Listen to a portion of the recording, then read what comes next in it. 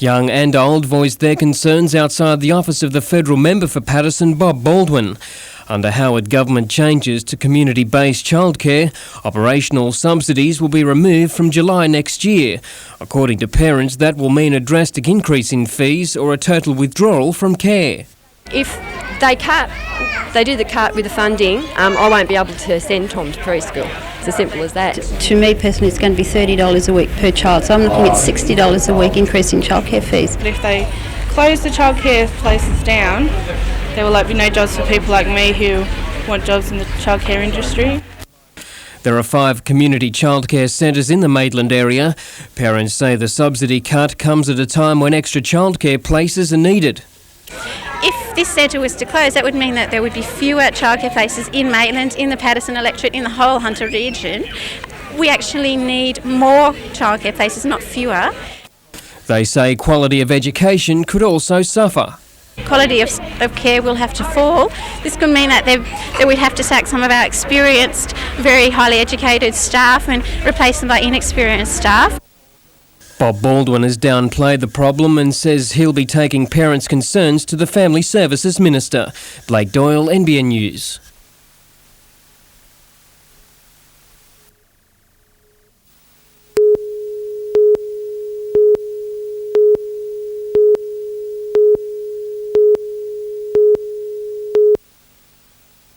Unfortunate word, because so often in America, where I lived for 8 years, it conjures up, doesn't it, the Christians in the workplace, Christians in the family, Christians in... 1,000 parishioners from 19 denominations. To build by the year 2000. What sort of society do we want for our children?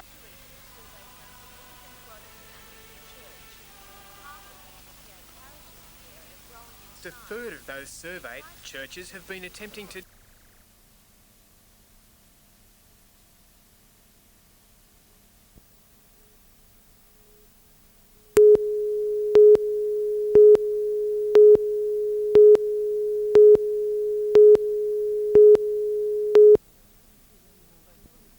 They couldn't fit any more people into the Cessnock Workers Club in the Hunter Valley last night. 650 firearm owners ready to fight. We hate violence, and the violence we hate most is the violence with a firearm. Isn't that right? Yes. The Shooters Party now has 72 branches in New South Wales alone. Its immediate concern running a candidate in the state by-election in Port Macquarie. We're going in to win, but even if we don't, our preferences will decide who wins the seat, and that is probably the lesson that we're trying to teach both the government and the opposition. And the politicians are taking note. Local members Peter Blackmore and Stan Neely attending last night's meeting. Gun owners have vowed to snub government calls to hand their weapons in or to register guns. Only about 40% are expected to comply.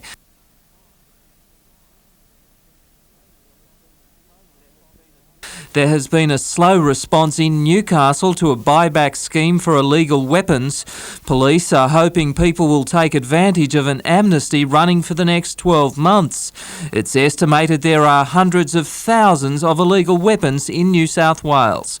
Peter Ryan, NBN News.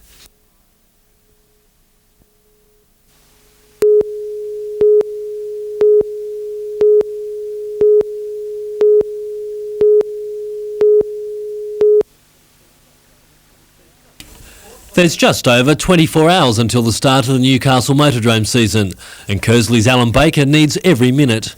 He's working around the clock to try and get his new super sedan ready for tomorrow night, as he tries to erase the memory of last season. The former state and Australian runner-up finished last in 1995-96, but he's confident of turning the tables on his more fancied rivals this season. Totally brand new car. It's all hand-built by John Brown, and be first run tomorrow night. It should be a drastic change of pace for Baker. His 8-year-old super sedan updated to the same model that owns a track record at the Motordrome. The Chevy engine generates 600 horsepower, throwing the car around the tight circuit at more than 130 kilometres an hour. But the former Gunnedah driver isn't complacent about the job ahead, as his opposition includes some of Australia's best drivers. Well, there's everybody. There's John Pine, Ron Pine, John Brown, who broke the track record last year, and which is the exact identical car to what we've got in the shed. Richard O'Leary, NBN News.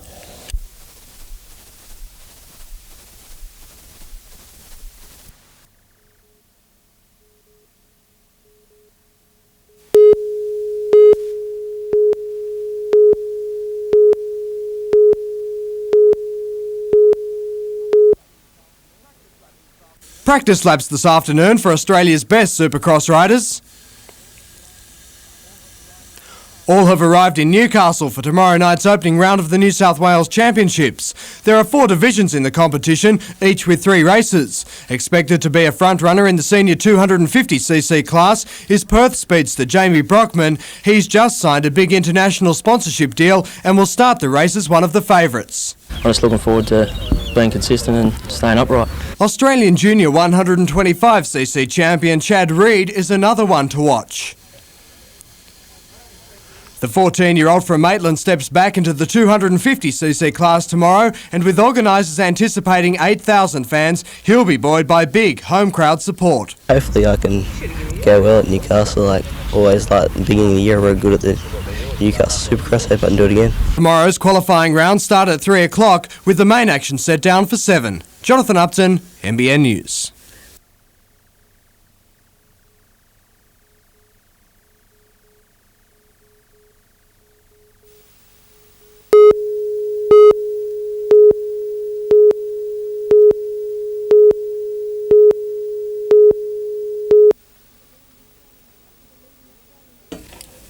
Already a leading Australian company in the field of researching and testing industrial equipment, CW Pope hopes to have now gained a stronger foothold in overseas markets with the merger. CCI Holdings is a multinational company that provides technical services to the coal industry. They weren't a competitor, they're not in the same business as us, but they do have a similar client base. We think they've got similar views of the world that we have in terms of servicing the coal mining industry. CCI Holdings has bought out half CW Pope's shareholders, which is primarily a family-owned company. No staff will be retrenched. On the contrary, the companies say the amalgamation will mean further career opportunities for employees. The merger is also a boost to Newcastle. I guess it puts us as a centre of excellence in providing worldwide services. We're both companies are Newcastle born and bred, but we both worldwide thinking. Simone Cobb, NBN News.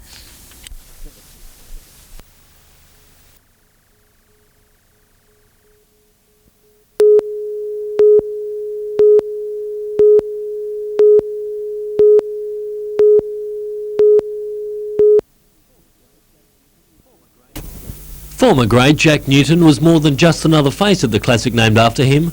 The legend offering words of encouragement to Australia's next generation of golfers. Oh mate, I love coming to watch the juniors play, and in particular this event and the state age that we had at Coffs Harbour earlier in the year. I actually get a bigger buzz out of this than watching the big boys. And none caught the eye more than Jason Moon, the teenager from the Strathfield club in Sydney, leading the classic into the final round. Reigning Australian junior champion Simon Lacey from Western Australia was considered the biggest threat. Lacey trailed by 5 at the start of the day. A 2 over 74 gave him every chance, but Moon remained solid. His 4 over 76 enough to claim the classic. His aggregate 9 over par, 3 shots ahead of Lacey and Lismore's Kane Webber. In the women's, reigning Australian junior champion Gloria Park from Sydney shot a 5 over 78 to take the title, 3 strokes ahead of her nearest rivals. Richard O'Leary, NBN News.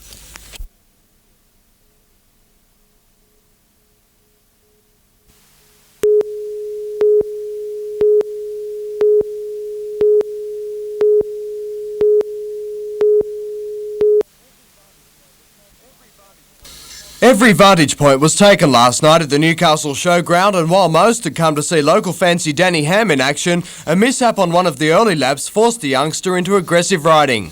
Ham weaved through the pack to clinch both the 125 and 250cc Open Championships from some of his more fancied rivals. Plenty of other action, albeit some off the track last night. While back in the middle of the ring, the country's best riders tackled one of the circuit's most demanding tracks. Blitzing his opposition in the 13 to 15 years junior 125cc class was Curry's Chad Reed. The Australian champion led from start to finish for the checkered flag. One of the most outstanding performances of the night was Jay Marmot's efforts in the 80cc juniors. The Wollongong 13-year-old put on a faultless display of riding, fueling speculation he's the next Australian champ. It wasn't such a memorable night for others. Broken wrists were the only injuries in a big night of action. Round 2 of the Supercross will be held in Coonamble in the state's northwest.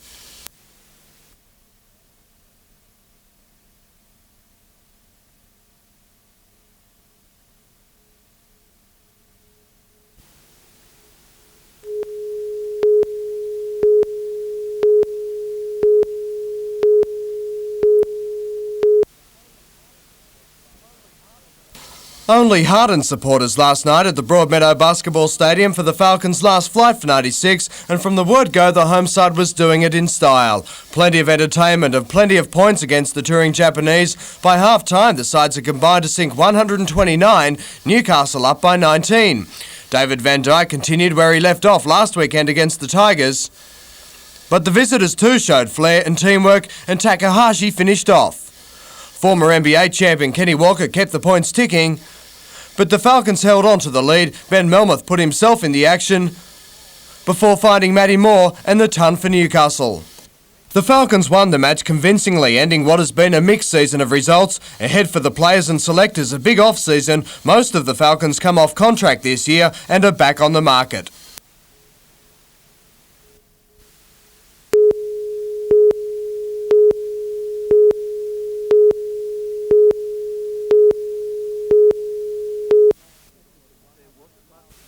There wasn't much left of the $100,000 Paxton home this morning. Fire units were called just after 2 a.m, but the Hardy Blank building was lost to the blaze. Flames coming out the front, it had blown the front windows out, it was in the roof space, it was well alight, gone right through to the back of the house. The owners were away on a fishing holiday, but a 14-year-old daughter had stayed at home. Rescuers feared the worst as the building burnt out of control. Luckily, the girl was visiting friends in Cessnock. Actually, I was talking to the police and they got the call over their radio that she had been found, so it was good. We were all happy. It's thought an electrical fault in a meter box started the fire. It's another bad luck story for the owners. They've recently repaired the house after a storm ripped off the roof.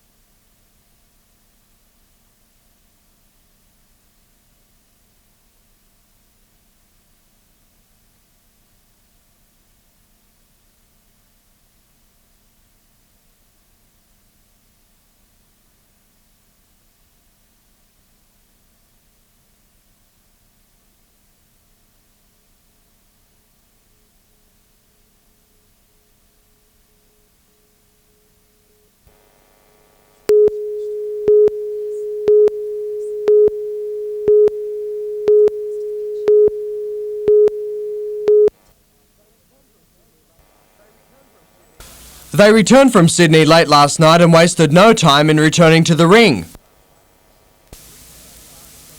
A shadow sparring session for Jamie Pittman and Adam Fraser today, both back in Newcastle after successfully defending their state titles. Adam can box and punch. Jamie's a very clever boxer. They both performed, they've won every title in front of them this year. The boys' records speak for themselves. On top of the New South Wales titles, both have also won the Far North Coast and Police Citizens Championships this year. Jamie's only loss in the last 12 months was at the last Australian titles. A year on, and with the 96 Nationals starting in Melbourne on Friday, he's determined to go one better. Well, it's made me hungrier for this year to get the gold medal, and I think I should take it home. Also 15, Adam has similar credentials and an identical attitude. Very hungry to get the medal. Lost last year, but hope to improve. The Australian Championships are obviously the current focus, but there is also a long-term plan. Both fighters have been targeted by Olympic officials as athletes for Sydney 2000. Fight there for Australia and hopefully win.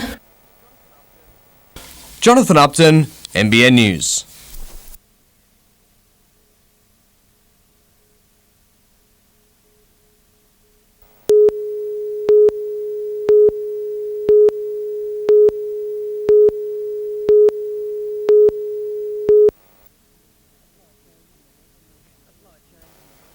A slight change in the weather led to a change in fortune for Matara, with bigger crowds descending on Civic Park. As usual, Matara art was a draw card, an older crowd appreciating the art, the younger crowd the food. Despite the threat of rain, the clowns kept smiling. Super Hubert kept the crowd laughing. Across the way at the Honeysuckle Heritage Buildings, thousands passed through the door for the Matara Craft Extravaganza. More than 80 exhibitors displayed their wares, everything from doll making to quilt making and in between on show. A wood-turning exhibition proved popular, with novices keeping a close eye on the pro. Organisers of the craft show are confident of beating last year's attendance of 27,000 by the time it ends tomorrow.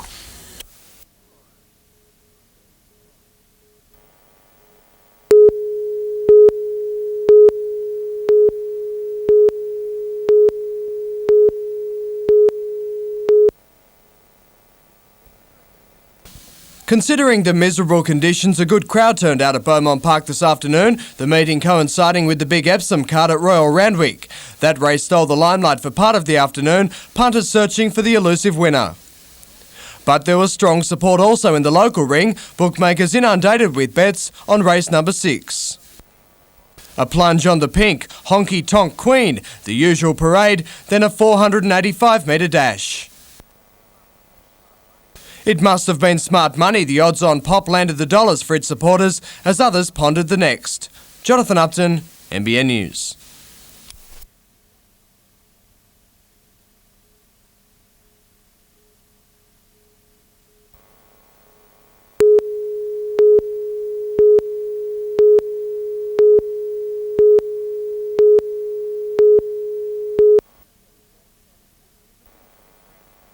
The synthetic greens came into good use at Beresfield Bowling Club today, the all-weather surface allowing play to take place. From 42 teams, the best 2 are left to fight out the final of the Rich Men's Open Spring Carnival, and on paper it suggested the match would be evenly balanced.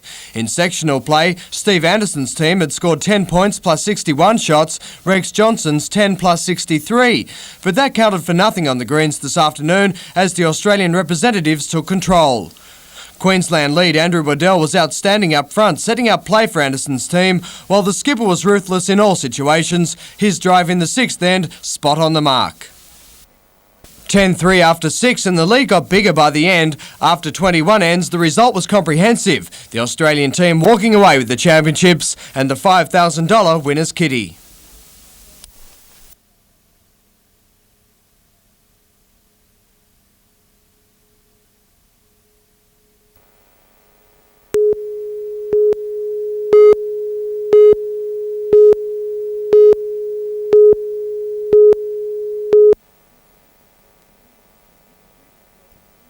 This troop has weathered 2 lightning storms and last week's blustering winds, and they're not about to give up. It's fun.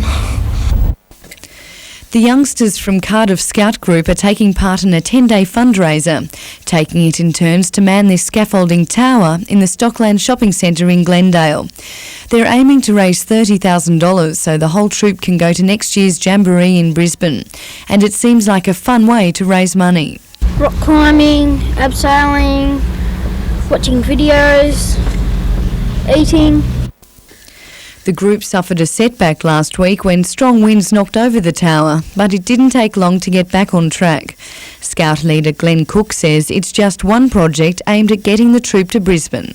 If it wasn't for the fundraising like this and the other activities they're going to try and do, that most of the kids, or a lot of the kids, wouldn't get to the Jamboree. The Scouts will be living in the tower until Thursday.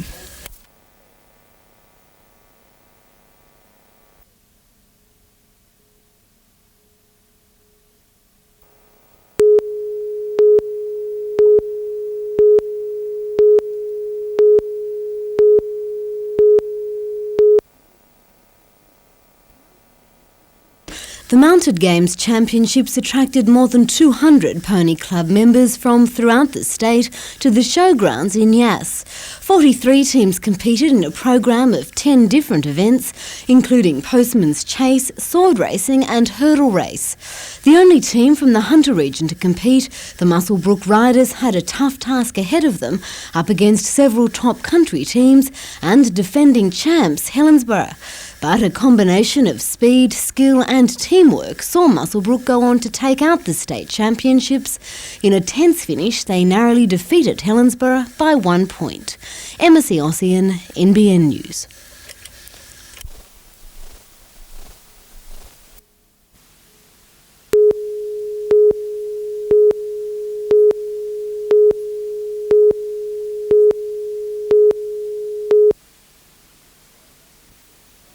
Winemakers Reg Drayton and his wife Pam from Pacolban in the Hunter Valley died in the plane crash. Their bodies were never recovered. In the 2 years since, the Drayton family has been asking how and why their parents died. While today's findings will lead to a shake-up in Australia's aviation industry, the report doesn't explain how the crash occurred.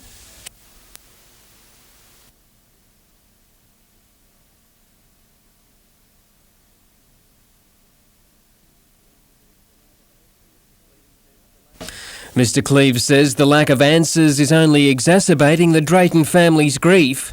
They're under stress, under anxiety, and it's not helped by the fact they just can't find out how their parents died. A coronial inquiry to determine the cause of the accident is expected to be carried out shortly. The inquiry will determine whether there is cause for criminal investigation into the plane crash. Blake Doyle, NBN News.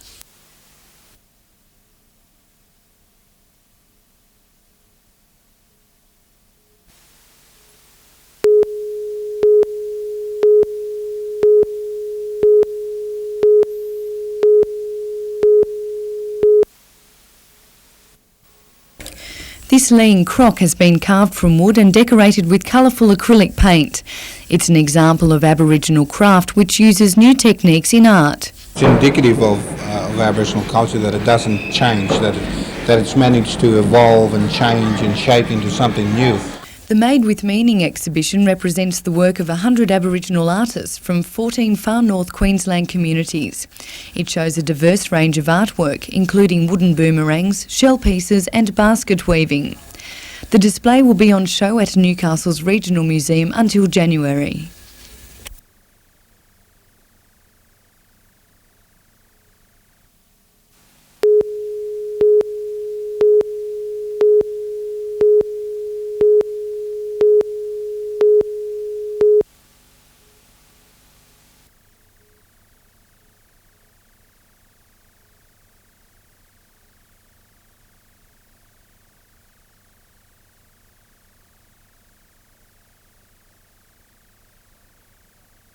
And that made it a winning double for young jockey Aaron Morris. Bold Crusader paid $17.90 and $4.90. Not as much value for the place getters. The Quinella $31.60 and the Trifecta $9.37.30. Another big 9-event card at Cessnock, where Class 2 fillies and mares lined up in the 8th. The Power to Puff Invitational Handicap, and as the name suggests, all the jockeys were women.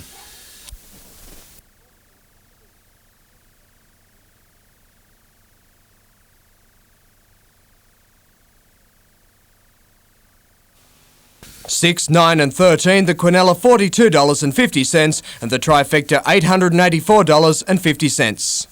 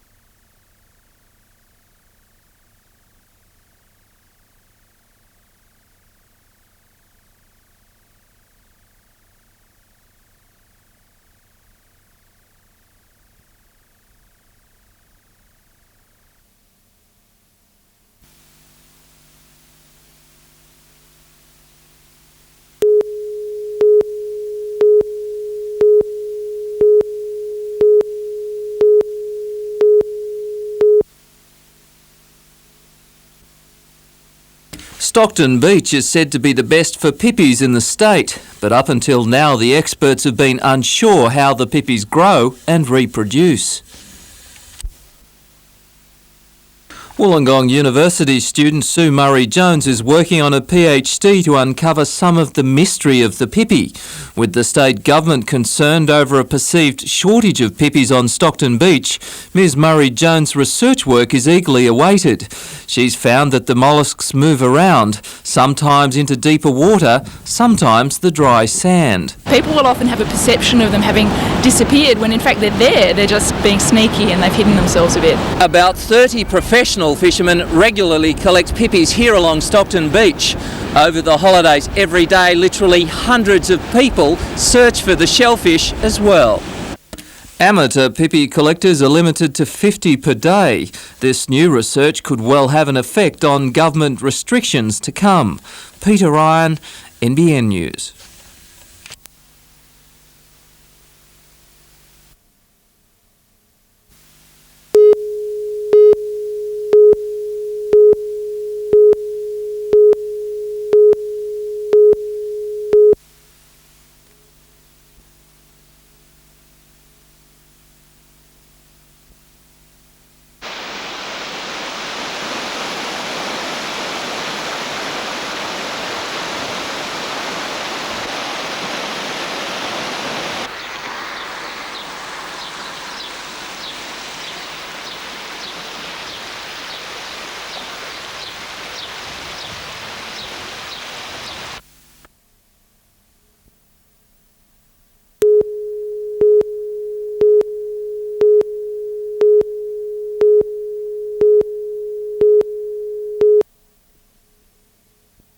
For those managing the bushfires of 1994, it was a bitter learning experience.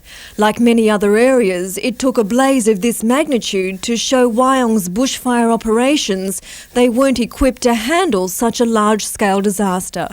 Today, the old two-room office was formally replaced by this $1 million emergency centre at Charmhaven. We can handle, in conjunction with the local emergency management committee, earthquake, aeroplane was to crash, a major derailment on the rail line or possibly an accident on the freeway, and of course a major bushfire. Run by 4 full-timers and 40 volunteers, the custom-built centre has been designed to meet the needs of the Wyong Shire. The communications room allows all emergency services to work without interfering with operations. Weather monitors, a large training area and media briefing room are also new additions. In future emergencies, the local emergency workers will be able to respond with more efficiency. The operations of all local emergency services are going to be improved. Early next year, work will begin on this block of land for stage 2 of the centre, which will focus on hands-on training. Also open today, a new bushfire station at Lake Munmora, the original building demolished after it was damaged by the Newcastle earthquake. Sarah Griffiths, NBN News.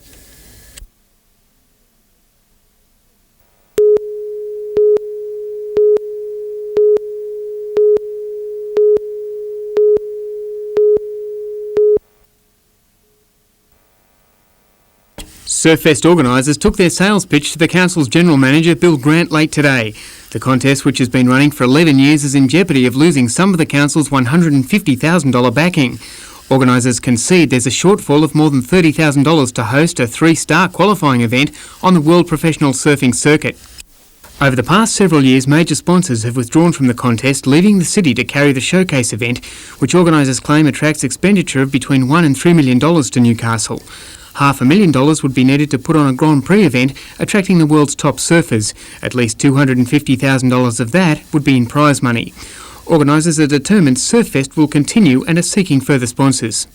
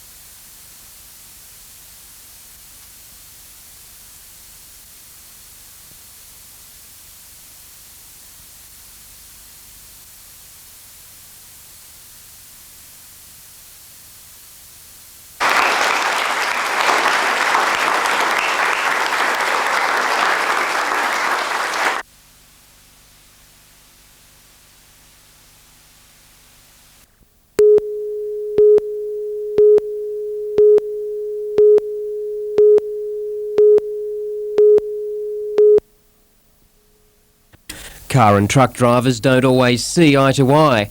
However, the transport industry is attempting to heal the rift.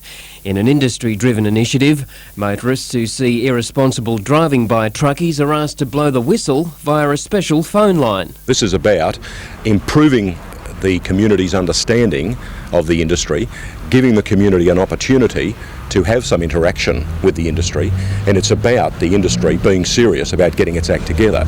To ensure careful driving by truckies, the toll-free number has been plastered where motorists can read it. The transport industry says it's working hard to clean up its image, but concedes a minority of rogue operators are spoiling it for the rest. There's still a few people out there who seem to forget the rules, who for one reason or other think that it's quite legitimate to speed on the highways or to be involved in practices which really put the public at risk. Truck drivers are also asked to dob in bosses who push them to impossible schedules, creating dangerous situations for truckies and car drivers. The launch of the toll-free number coincides with next week's Road Transport Awareness Week. Blake Doyle, NBN News.